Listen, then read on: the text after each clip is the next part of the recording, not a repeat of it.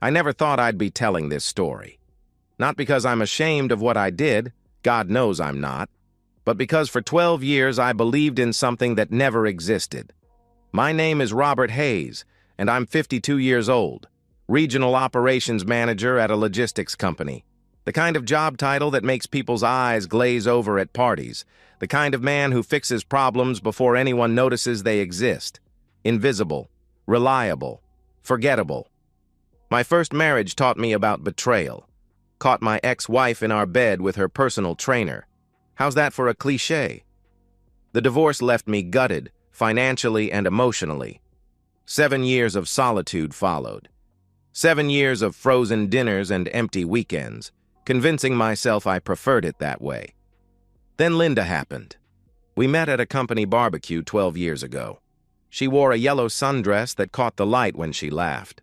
Her daughter Sophie stood beside her, 12 years old, all knees and elbows and nervous energy. Linda's story came out over warm beer and potato salad. Single mother, ex-husband.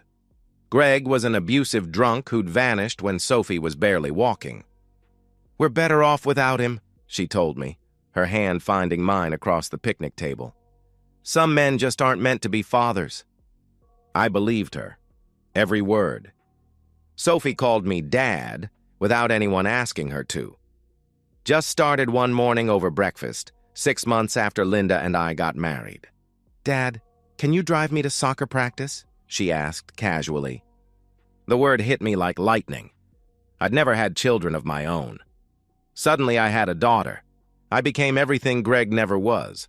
Private school tuition, $28,000 a year. Orthodontics, $6,000. College at State University, $32,000 annually. Her first car, a sensible Honda Civic. The security deposit on her downtown apartment when she graduated. Every boyfriend who broke her heart. Every promotion at her marketing job. Every milestone. I was there. Linda stopped working after we married. "Someone needs to manage the home," she'd say, though Sophie was already a teenager who barely needed supervision. I never questioned it. This was my family, my redemption. Sophie got engaged last spring to James. Good kid, steady job as an accountant, the kind of eyes that actually look at you when he shakes your hand. When he asked for my blessing, I gave it without hesitation. When Sophie called to tell me he'd proposed, she was crying so hard I could barely understand her. "Thanks, Dad," she managed between sobs. "For everything. For being everything." Those words. God. Those words meant everything. The wedding planning started immediately. Sophie had Pinterest boards dating back to high school, garden ceremony, evening reception, string lights and white roses, the Whitmore estate, an hour outside the city. "It's perfect, Dad," she said, scrolling through photos on her phone. "But it's so expensive." "Nothing's too much for you, sweetheart," I replied. I meant it. Signed every contract, wrote every check. $15,000 for the venue, $8,000 for catering, $3,000 for flowers, the photographer, the band, the cake that cost more than my first car. For 3 months, I worked overtime, 60, 70-hour weeks, sleeping in my truck between shifts sometimes. Living on gas station coffee and vending machine dinners, Linda would text me photos from dress fittings, cake tastings, floral arrangements. "You're amazing, Robert," she'd write. "Sophie's so lucky to have you." I was exhausted. I was broke. I was happy. Tuesday evening came like any other. 3 days before the wedding. I was reviewing the final vendor payments when Linda and Sophie walked into the living room. They were holding hands, which should have been my first warning. Their faces wore that careful expression people get when they've rehearsed bad news in the mirror. "Dad," Sophie started, "we need to talk about the wedding."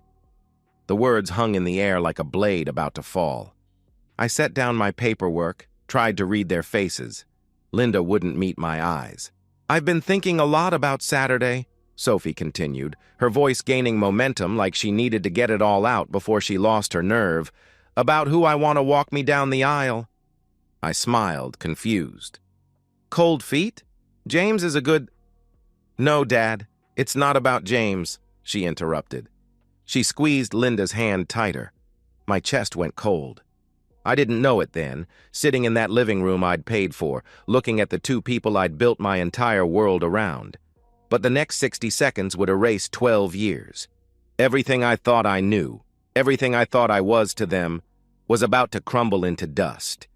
And honestly, looking back now from where I sit, free and clear and 3,000 miles away, they did me a favor. I want my biological father to walk me down the aisle. The words didn't register at first. They bounced off my brain like rain on glass, refusing to penetrate. I stared at Sophie's face, waiting for the punchline to a joke that wasn't coming. "What?" I asked. Sophie shifted on the couch, her engagement ring catching the lamplight. The ring I'd helped James pick out, the one I'd loaned him half the money for because he was just starting his career. "Dad, She stopped, started again. "Greg reached out to me a few months ago, through Facebook." Greg. The name was poison in my mouth. The drunk, the abuser, the ghost who'd abandoned them both. "He's changed, Dad," she continued. "He's been sober for 2 years. He goes to meetings, has a sponsor, the whole thing. He's in therapy. He has a job now, an apartment he wants to make amends." I looked at Linda, my wife, the woman I'd loved and trusted and provided for. She was studying her hands like they held the secrets of the universe. "You knew about this?" I asked her directly. She nodded, finally meeting my eyes. "He contacted me first, wanted permission to reach out to Sophie. I thought it would be good for her for closure." "Closure," I repeated, the word flat and mechanical. "And this closure includes him walking her down the aisle." "At the wedding I'm paying for," Sophie leaned forward, her eyes wide and pleading. "You've been my dad in every way that matters. You know that. You raised me, you loved me, you gave me everything. But Greg is my biological father. He made mistakes, terrible mistakes, but he's trying to make things right. I want to give him this chance." "This chance," I echoed. "After 12 years. After he left you both with nothing. After I—" "This isn't about money, Dad," Sophie cut in, her voice taking on an edge of irritation, like I was being unreasonable. "This is about healing, about forgiveness." "Forgiveness," I said. "And where do I stand? During this healing ceremony I'm financing?" Linda reached for my hand. I pulled it away. "You'll still be there," she said softly. "In the front row, as my husband, as Sophie's, as the man who raised her, as the man who raised her," I repeated. Not her father. The man who raised her. Like I was hired help whose contract was expiring. Sophie was crying now, those manipulative tears that had worked on me for 12 years. "Please, Dad. Please understand. This doesn't change anything between us." But it did. It changed everything. I saw it all so clearly in that moment. The truth of what I'd been to them. Not a father, not a husband, a wallet, a provider, a placeholder. Someone to pay the bills and fix the problems and work himself into the ground while they waited for the real father to get his act together. 12 years of private school while Greg was getting drunk. 12 years of birthday parties while Greg was in rehab. 12 years of love and sacrifice while Greg was finding himself. And now, with 3 days before the wedding I'd killed myself to pay for, they wanted me to step aside, to sit in the congregation and watch another man, the man who'd abandoned them, take the honor I'd earned. Something inside me broke, not dramatically, not violently. It simply stopped, like a watch that suddenly quits ticking. The love, the obligation, the need to provide and protect, gone, just like that. But my face stayed calm. 20 years in logistics teaches you to never show your hand when negotiations go south. "If that's what you want," I said evenly. Sophie's face lit up like Christmas morning. "Really? You're okay with it?" "Sure," I lied, smooth as silk. "Whatever makes you happy, sweetheart." She flew across the room, threw her arms around me. "Oh, Dad, thank you. Thank you for understanding. I knew you would. You always understand. Linda kissed my cheek, relief flooding her features. You're such a good man, Robert. So generous. Greg will be so grateful. Greg will be grateful for the wedding I paid for, the daughter I raised, the life I built while he was destroying his. They left 20 minutes later, chattering about dress alterations, about where Greg would stand during photos, about how emotional it would be when he saw Sophie in her wedding gown. They didn't notice I wasn't listening. They didn't notice my silence wasn't acceptance, it was calculation. I sat alone in the house for exactly 10 minutes after their car pulled away, staring at the wall, at the family photos I'd paid to have professionally taken, framed, hung with care, Sophie's graduation. Our family vacation to Disney World. Linda and Sophie laughing at my surprise 50th birthday party. All lies. Every smile, every "I love you, Dad," every Father's Day card, all of it performed for the man funding their lives while they waited for the real thing to return. I stood up, grabbed my keys, told myself I was going for a drive to clear my head. That's what a good, understanding man would do. Take a drive. Cool off. Come back ready to smile and support and pay for everything like always. Linda didn't question it when I left. Why would she? Robert always comes back. Robert always understands. Robert always bends. Not this time. I drove straight to my attorney's office. Margaret Sinclair had handled my contracts for 15 years. Sharp as a surgical knife, discreet as a priest, I walked in without an appointment at 8:47 p.m. "I need your help," I said, "and I need it done tonight." She looked at me, really looked at me, and must have seen something in my face that told her this wasn't a negotiation. "Sit down," she replied, pulling out a legal pad. "Tell me everything." By the time I was done talking, she was already making calls. By the time I left her office at 2 a.m., the architecture of my revenge was already under construction. They thought I went for a drive to clear my head. I did. But I wasn't clearing it of anger. I was clearing it of them. Margaret's office became my command center. While she worked the legal angles, I handled the practical destruction. The coffee was cold, the fluorescent lights harsh, but I'd never felt more awake in my life. "Start with the wedding," Margaret advised, sliding her laptop toward me. "You're the only name on every contract?" "Every single one," I confirmed. "Then legally you can cancel everything. They can sue for damages after, but by then?" She smiled, sharp and knowing. "By then, it won't matter." I pulled out my phone. It was nearly midnight, but most vendors had emergency lines. The venue first, the Whitmore Estate, where Sophie had dreamed of getting married since she was 16. "Whitmore Estate, this is Bradley," came the professional voice. "Bradley, this is Robert Hayes. I have the Hayes-Morrison wedding booked for Saturday." "Yes, Mr. Hayes. Everything's set for your daughter's big day," he responded cheerfully. "Cancel it," I interrupted. Silence. Then, "I'm sorry? Cancel the entire booking. The wedding is off," I stated firmly. "Sir, you'll forfeit the entire deposit. That's $15,000, and we can't refund any," he warned. "I understand. Cancel it," I repeated. "Mr. Hayes, may I ask?" he began. "No. Cancel it. Send confirmation to my email. Thank you." I hung up. The caterer was next. 8 in the evening in California meant it was past closing, but I had the owner's cell from when we'd negotiated the menu. "Tony, it's Robert Hayes," I said when he answered. "Robert, calling about the appetizers? We can still adjust," Tony offered eagerly. "Cancel the entire order," I cut him off. "What?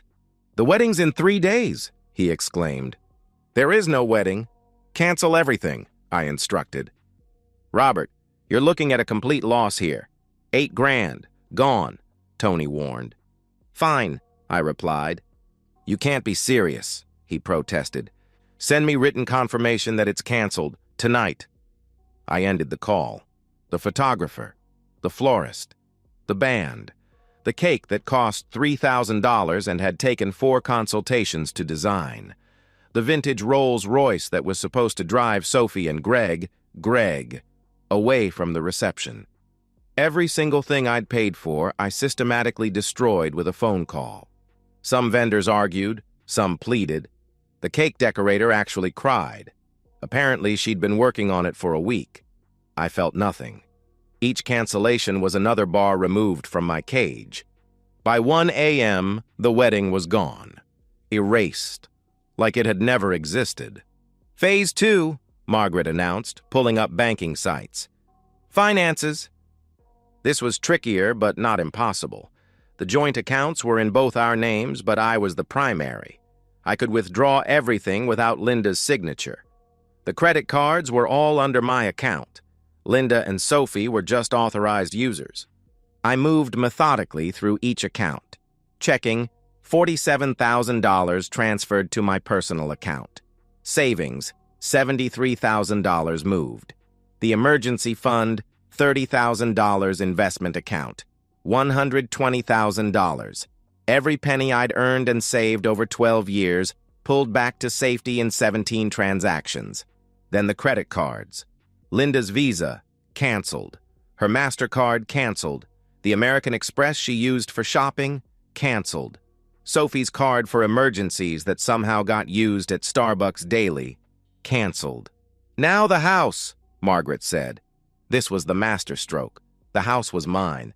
Purchased before I married Linda, never added her to the deed despite her hints over the years. We're married, she'd say. What's yours is mine. But I'd always found excuses to delay the paperwork. Some instinct, maybe. Some small voice that warned me to keep one thing that was truly mine. I want it on the market tomorrow, I told Margaret. Price it to sell fast. Robert, that's your home, she started. It's a house. One I no longer want to live in, I corrected. She studied me for a long moment. You're really doing this. They made their choice. I'm making mine, I answered. By 3 a.m., I was back at the house, packing. I moved like a ghost through rooms where Linda and Sophie slept, unaware that their lives were already destroyed. I took only what mattered. Clothes, documents, the watch my father left me, photos of my parents.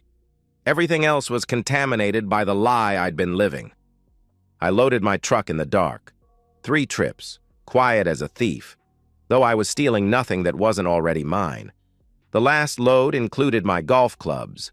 The ones Sophie had bought me for Father's Day 3 years ago. I almost left them, then decided I'd earned them. Paid for them myself, really, since my money had funded her gift-giving. I stood in the driveway at 4 a.m., looking at the house one last time. The kitchen window where Sophie used to wait for me to come home from work. The porch where Linda and I had slow danced on our anniversary. The garage where I'd taught Sophie to drive. All of it poison now. All of it lies. I got in my truck and drove west. No destination in mind, just away. The sun rose behind me as I crossed the state line, and I didn't stop except for gas and coffee. My phone started ringing around noon. Linda, probably wondering why her card was declined at lunch. I didn't answer. By evening, I was 500 miles away when my phone exploded with calls and texts. I finally answered on Linda's 20th attempt. Robert, my card isn't working and the bank says, she started frantically. I closed the accounts, I interrupted. Silence. Then, quietly, what? I withdrew everything from our joint accounts. Canceled your cards. Sophie's too, I explained calmly. Robert, what are you talking about? Are you having some kind of breakdown? Where are you? She demanded. I also canceled the wedding, I added. You, what? She gasped. Every vendor, every reservation, gone. If Greg wants to walk Sophie down the aisle, he can pay for the aisle, I stated. Her voice went shrill. The wedding is in 3 days. Then Greg better get busy, I replied. Robert, you can't do this. What about Sophie? This will destroy her, she screamed. She made her choice. She chose the man who abandoned her over the one who raised her. Actions have consequences, I explained. This is insane, You're destroying everything over your wounded pride? She accused. No, I'm done paying for a family that was never mine, I corrected. I'm calling a lawyer, she threatened. Good. Call one. Margaret Sinclair is mine. She's very good. Oh, and Linda, the house goes on the market tomorrow. It's in my name only, remember? You might want to start packing, I informed her. You can't, she started. I can. I am. Don't call me again. I hung up and blocked her number. Sophie called 30 seconds later from her phone. I almost didn't answer, then decided she deserved to hear it from me. Dad, what are you doing? Mom's crying. She says you canceled everything, she began, hysteria in her voice. I did, I confirmed. Why? Because of Greg? Dad, I'm sorry. I didn't mean to hurt you, she pleaded. Yes, you did. You knew exactly what you were doing, I countered. That's not true. I love you, Dad. You're my father, she insisted. No, I'm the man who raised you. Your words. Greg is your father. Let him act like it, I reminded her. Please, Dad, come back. You can walk me down the aisle. Both of you can. Please, she begged. I laughed, bitter, harsh. Both of us, like some participation trophy. No thanks. I'll tell Greg no. It'll just be you. Please, Daddy. She tried desperately.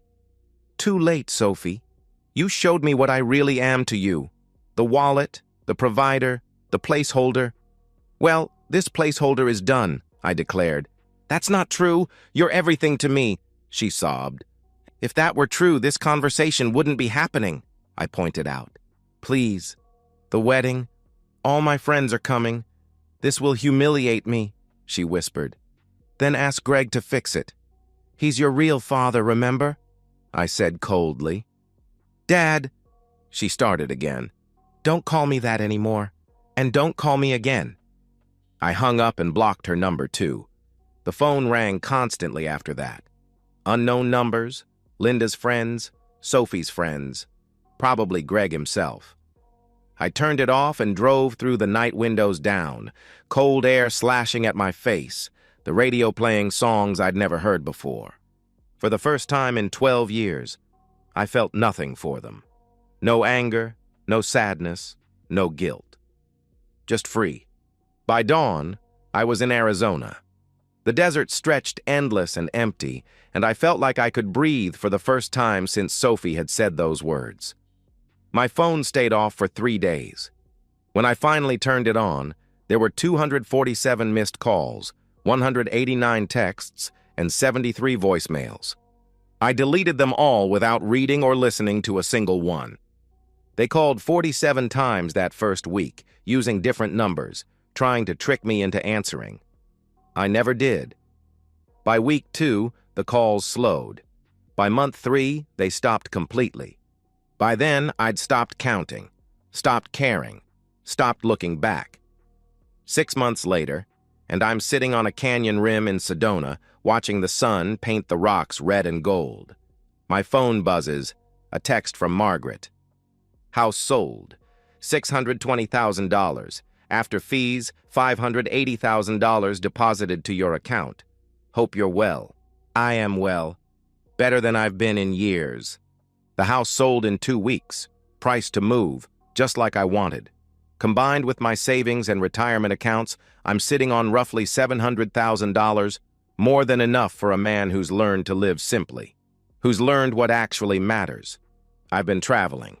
Montana for a month, where the sky is bigger than God. Colorado, where I hiked trails I'd only seen in magazines when I was too busy working to take vacations. New Mexico, with its alien landscapes and green chili everything. Now Arizona, where the desert teaches you that life finds a way even in the harshest conditions. Small towns, mostly. Places where nobody knows who I am or what I left behind. Motels with clean sheets and functioning coffee makers are all I need. Diners where the waitresses call you honey and the pie is made fresh daily. I've lost 15 pounds and gained something harder to measure. Peace, maybe, or just the absence of constant obligation. My old neighbor Tom sends updates occasionally. I never asked him to, but he does anyway. Heard the wedding got canceled last minute. Total chaos. People showed up to an empty venue. A month later. Greg disappeared again when he found out there was no money. Lasted about 2 weeks. Then, Linda's working at Target now. Sophie's waitressing at that place on 5th Street. I don't respond to Tom's messages, but I don't block him either.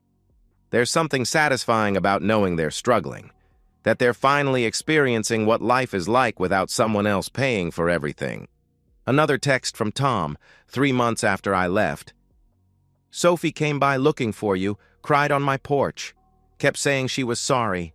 Sorry. Such a small word for such a big betrayal. I delete the message and order another beer. The bartender here knows my name, Robert, but nothing else. Doesn't know I once had a daughter who wasn't really mine, a wife who saw me as a means to an end, a life that looked perfect from the outside and was rotten at its core. You hiking Cathedral Rock tomorrow? The bartender asks me. Thinking about it, I reply. Beautiful trail, tough climb, but worth it for the view, he comments. Worth it. I think about that phrase a lot now. What's worth it and what isn't? 12 years of sacrifice for people who traded me in the moment a better option appeared? Not worth it. This sunrise, this beer, this freedom? Worth everything.